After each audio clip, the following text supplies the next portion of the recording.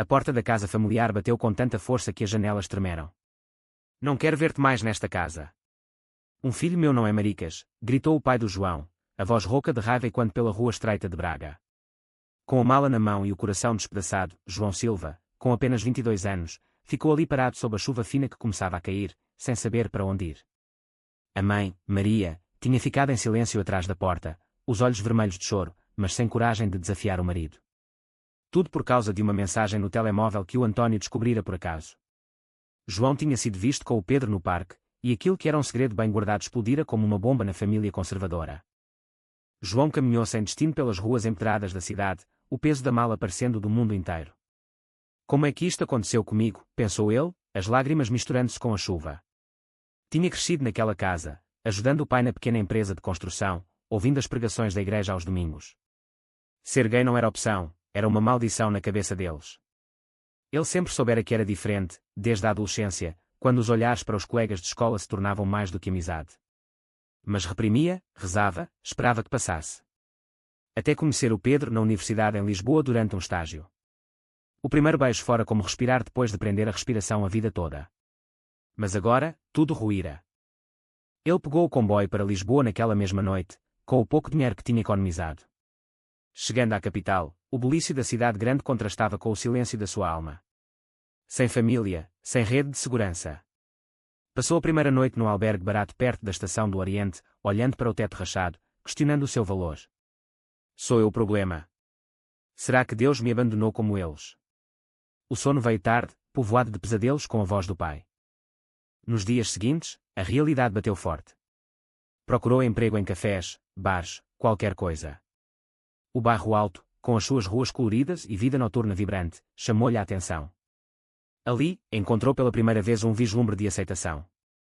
Num bar gay discreto, conheceu o Alexandre, um rapaz mais velho que trabalhava como barman e fazia parte de um grupo de apoio LGBT.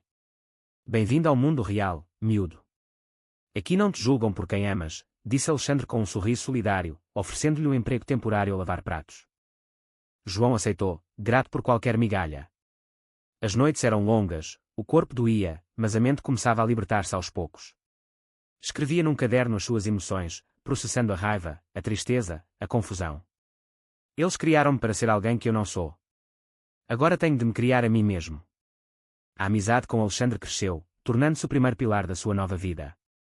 Juntos, iam a reuniões de apoio, onde João ouvia histórias semelhantes, filhos expulsos, pais que citavam a Bíblia, mães divididas entre amor e medo do que diriam os vizinhos. Mas o caminho não era fácil. Houve momentos de desespero, como quando ligou para casa e a mãe atendeu, sussurrando: filho, o teu pai está furioso, mas eu rezo por ti todos os dias. João queria gritar: então por que não me defendeste, mas engoliu as palavras. O orgulho e a dor impediam-no de mendigar. Ele decidiu, sobreviveria sozinho. Inscreveu-se num curso noturno de marketing digital, usando o pouco tempo livre. O trabalho no bar permitia-lhe pagar um quarto partilhado num apartamento apertado no centro. Com o tempo, João começou a descobrir forças que não sabia ter. Aprendeu a navegar a cidade, a fazer amigos na comunidade, a rir novamente. Mas à noite, sozinho, o vazio da rejeição familiar ainda doía como uma ferida aberta. Ele sonhava com o dia em que provaria a si mesmo que valia mais do que o rótulo que lhe colaram. Lisboa, com as suas luzes e oportunidades, tornava-se o palco da sua reconstrução. Ainda assim, o medo de ser rejeitado novamente pairava, moldando cada interação nova com cautela. O cheiro a pastéis de nata na pastelaria da esquina, o som distante de um fado vindo de uma tasca, tudo lhe lembrava que a vida continuava, mesmo que a dele tivesse sido partida ao meio. Aos poucos, João começou a sentir que, talvez, pudesse reconstruir algo melhor do que aquilo que perdera. Os meses passavam e João aprendia a arte da sobrevivência. O emprego no bar transformou-se em algo mais estável. Alexandre convenceu o dono a dar-lhe mais horas, e, com o curso noturno a avançar, ele começou a fazer pequenos trabalhos de design gráfico para clientes locais. As noites no bairro alto já não eram só de trabalho, eram de conversa, de partilha. Conheceu rapazes e raparigas que, como ele, tinham fugido de vilas pequenas, de famílias que preferiam o silêncio à verdade. Tu não estás sozinho, repetiam-lhe, e pela primeira vez João acreditou. Um fim de semana, Alexandre levou a uma reunião no Centro de Apoio LGBT perto do Martim Muniz. Ali, João falou pela primeira vez em público sobre a expulsão. A voz tremia, mas as palavras saíram. Eles disseram que eu era uma vergonha. Que Deus me odiava. O silêncio que se seguiu foi preenchido por aplausos suaves, por abraços. pela primeira vez, sentiu que a sua dor tinha lugar. De regresso ao quarto, escreveu no caderno: a família que me rejeitou não define quem eu sou. Eu defino-me todos os dias. O curso terminou com distinção. João candidatou-se a uma agência de marketing digital no Chiado e, contra todas as expectativas, foi contratado como assistente. O salário era modesto, mas era o primeiro passo para a independência verdadeira. Começou a vestir-se melhor, a cortar o cabelo como os lisboetas, a falar com mais confiança. Mas o trauma ainda surgia nos momentos inesperados. Quando via um pai e um filho a caminhar de mãos dadas na Avenida da Liberdade, o peito apertava-se. Será que o meu pai algum dia me olhará assim novamente? Alexandre tornou-se irmão de escolha. Juntos, cozinhavam bacalhau à brás no apartamento pequeno, ouviam fado no rádio e falavam de sonhos. João começou a sonhar alto, ter a sua própria agência, viajar, amar sem medo. O medo ainda existia, mas já não mandava. Uma noite, num concerto improvisado na Praça do Comércio, João dançou pela primeira vez sem olhar por cima do ombro. Sentiu-se livre. No entanto, a ligação com a família não desaparecera por completo. A mãe enviava mensagens esporádicas pelo telemóvel antigo: rezo por ti. O teu pai não quer saber, mas eu sinto a tua falta. João respondia com frases curtas, educadas, mas o coração ficava pesado. Ele sabia que perdoar não seria fácil, que o perdão teria de vir de dentro, não de uma mensagem. Aos poucos, a ferida transformava-se em cicatriz. João começou a voluntariar-se em projetos de apoio a jovens LGBT expulsos de casa. Contava a sua história, ajudava-os a encontrar emprego, a inscreverem-se em cursos. Ver a esperança nos olhos deles curava-o também. O ano terminou com uma promoção na agência. João mudou-se para um estúdio próprio em Alfama, com vista para o Tejo. Sentado na varanda pequena, com um copo de vinho do Porto, sentiu pela primeira vez que estava a construir algo sólido. O rapaz de Braga que fora expulso na chuva tornava-se um homem que escolhia o seu caminho. Ainda havia noites de dúvida, mas agora vinham acompanhadas de força. Ele sabia que a jornada estava apenas a começar. A agência crescia e João, aos 26 anos, já liderava pequenas campanhas. O trabalho trazia satisfação, mas o coração ainda procurava algo mais profundo. Foi numa tarde de primavera, num evento de networking no Lisboa Factory, que conheceu Miguel. Professor de literatura numa escola secundária de Lisboa, Miguel tinha 30 anos, olhos calmos e um sorriso que parecia entender tudo sem palavras. Conversaram sobre livros, sobre a cidade, sobre a vida que se constrói contra as probabilidades. O primeiro café transformou-se em jantar, o jantar em passeios ao longo do Tejo. Miguel escutava as histórias de João sem julgar, sem tentar consertar. A tua família perdeu mais do que tu, dizia ele. João, pela primeira vez, permitiu-se ser vulnerável. Contou tudo, a porta que bateu, a chuva, o comboio para Lisboa. Miguel segurou-lhe a mão e disse: eu escolho ficar. O relacionamento começou devagar, com respeito aos ritmos de ambos. Miguel também tinha a sua história, crescer em Setúbal, numa família mais aberta, mas ainda assim enfrentara preconceitos no trabalho. Juntos, aprendiam a navegar o amor com honestidade. Houve momentos difíceis. João, marcado pela rejeição, tinha medo de compromisso. Quando Miguel falou em morarem juntos, João hesitou. E se um dia tu também me deixares? Miguel não pressionou, esperou. Aos poucos, João aprendeu a confiar. Passavam fins de semana em Sintra, comiam pastéis de nata em Belém, ouviam fado numa tasca em Alfama. Miguel lia-lhe poemas de Pessoa e João sentia que, finalmente, pertencia a alguém. A carreira avançava. João foi promovido a coordenador de projetos. Começou a viajar para Madrid e Barcelona em reuniões, trazendo de volta ideias novas. Em casa, criava um espaço acolhedor, plantas, livros, fotografias de viagens com Miguel. A família escolhida crescia. Alexandre, agora dono do bar, jantava com eles todas as semanas. Juntos, celebravam aniversários, partilhavam alegrias e medos.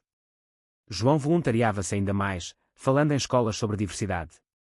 Ver jovens como ele outrora, agora com esperança, enchia-o de propósito. Mas o passado não dormia. Uma carta da mãe chegou pelo correio: o teu pai está doente. Seria bom se viesses. João leu-a 1000 vezes, o peito apertado. Miguel aconselhou: só vais quando estiveres pronto. João decidiu esperar. A ferida ainda latejava, mas já não sangrava. Ele crescera. Aos 31 anos, João era um homem que se amava o suficiente para escolher o seu próprio caminho, mesmo que isso significasse manter distância daqueles que o tinham magoado. O amor com Miguel tornava-se âncora e vela, firme e livre ao mesmo tempo. Aos 35 anos, João era sócio da agência. A empresa expandira, com clientes em todo o país. Tinha um apartamento luminoso no Príncipe Real, com varanda onde ele e Miguel tomavam o pequeno almoço vendo o sol nascer sobre o Tejo. A vida era boa, viagens a Paris, jantares com amigos, fins de semana em casa de Alexandre na Costa da Caparica. Miguel continuava a ensinar, publicando artigos sobre literatura queer. Juntos, formavam uma equipa, João o estratégico, Miguel o sonhador. A família escolhida era sólida. Celebravam o Natal com ceia vegana e risos, longe das tradições que tinham doído. João aprendera a cozinhar pratos típicos com um toque próprio, bacalhau com natas, mas sem a culpa católica. Falava abertamente da sua orientação, dava entrevistas para revistas sobre inclusão no trabalho. O rapaz tímido de Braga tornara-se referência. Ainda assim, o vazio familiar persistia. A mãe enviava fotos do irmão Carlos, agora casado, com filhos. João olhava e sentia uma mistura de alegria e saudade. Eles seguem sem mim, pensava. Miguel abraçava-o, tu seguiste sem eles, e estás melhor. A verdade dessas palavras curava. João começou a escrever um blog anónimo sobre a jornada, de rejeitado a resiliente. Os leitores cresciam, as mensagens de apoio enchiam a caixa de entrada. Financeiramente estável, João ajudava causas, financiava bolsas para jovens LGBT em dificuldade, apoiava o bar de Alexandre em eventos. A vida era plena, mas ele sabia que uma ferida antiga ainda esperava cicatrização completa. Não era ódio, era uma tristeza tranquila. Quando Miguel propôs casamento simbólico numa cerimónia privada com amigos, João disse sim com lágrimas. A celebração foi simples, bonita, cheia de amor verdadeiro. Ali, rodeado de quem escolhera, João sentiu que tinha construído uma casa que ninguém poderia expulsá-lo. O telefonema veio num dia de outono. A voz da mãe tremia: João, o teu pai está muito doente. Tem dívidas da empresa. Precisamos de ti. João ficou em silêncio longo. Miguel segurou-lhe a mão. Só encontro se quiseres. João marcou um encontro num café neutro em Lisboa. Quando entrou, o pai parecia envelhecido, curvado. A mãe chorava. O irmão Carlos olhava para o lado. Perdoa-nos, disse o pai, a voz rouca. Erramos. Mas João viu nos olhos dele o cálculo, as dívidas, a empresa à beira da falência. A mãe repetia: és nosso filho. João sentiu a raiva subir, mas também compaixão. Contou a sua vida, o sucesso, o amor, a paz. Construí tudo sem vocês. O pai pediu dinheiro para ajudar a família.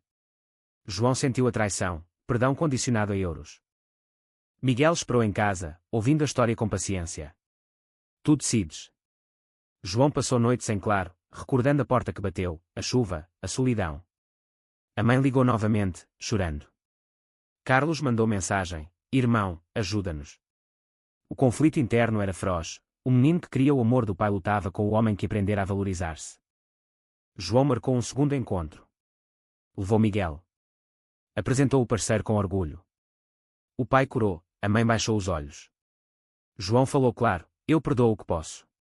Mas não vou salvar a empresa. Dou-vos ajuda pontual, com condições, terapia familiar, respeito pela minha vida. O pai hesitou, depois aceitou. Não foi reconciliação total, foi limite saudável. Meses depois, a empresa recuperou devagar. João visitava Braga ocasionalmente, mas voltava sempre para Lisboa, para Miguel, para a vida que escolhera.